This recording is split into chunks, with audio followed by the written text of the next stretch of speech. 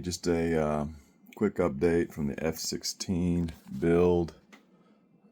Just starting to work through some of the parts, figure out what I need. Been ordering fittings and servos and other things all day. Still have a few more things to order. But just getting into the fuel system. So it has 4 saddle tanks. These are 2000s. These are 1000s, so 6 liters. Kind of see the letters on there, 2000. And somewhere on there it says, there it is. I think that says 1000, yeah. 1000 cc, cubic centimeters, or 1 liter. So it has 6,000 liters. Of course, with all these, you always take the fuel system apart. So, let me zoom out, and of course my workbench is a mess, but that's just the way I operate. So, no steel, no brass fitting, no brass tube, and no fittings, no wire ties or crimp fittings. Well, the clunk is decent, you know, it's the right size for the tubing. It's 4 millimeter. Should be sufficient for a 190. I think if I go any higher, I would want to run a larger tube, but this will work. Also, the air pickup is not high enough in the tank, really. I mean, if you look at it right there, I do like that they split them. You know, I always do this. Put a little bird's mouth, that way it can never just totally go flat against the top of the tank. Honestly, they should have bent that tube up a little more. Here's a thing that I found out the hard way, and I hope you never do. They put a zip tie around this collar. That's going away. Wire tie this thing. These tanks commonly split at this seam. You can see where the tank is seamed together. Get some wire, wrap it, tie it tight. It'll be eminently stronger than that little zip tie. So, you know, it's pretty straightforward. I don't have light over here, but you can kind of see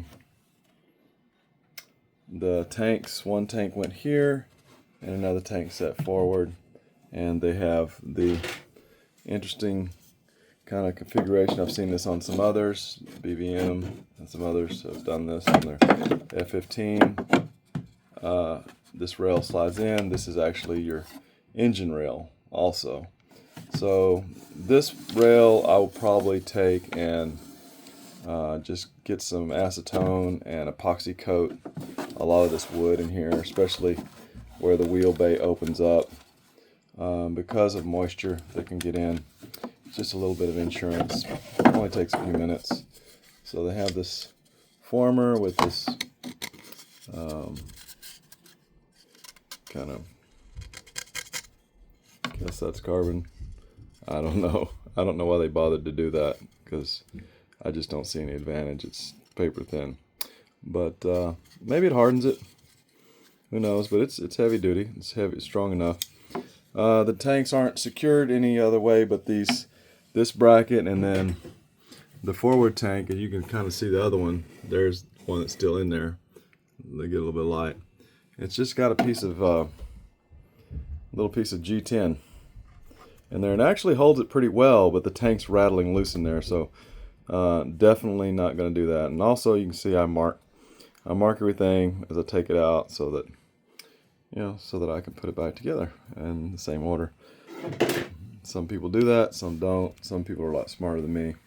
I just make it simple enough for all of the rest of us, you know, the slower students.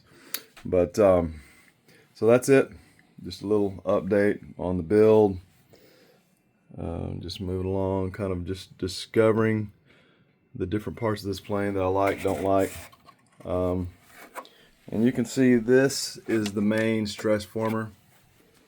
This is the main former, and I will build a cross bracket here out of carbon fiber. It needs one. here. This is where all the wing loading is. And you can see back in there that, I don't know if you can see it, that is the main wing bracket. So I will beef all this up just a little bit, and I'll put a cross brace. I mean, that's thick ply. That's not shabby. This is as good as anybody's. So, but I would like, if I could make them do anything else, have them do anything else, I would have just a nice cross brace here. But that's easy enough to do. So, all right, that's it. Bye.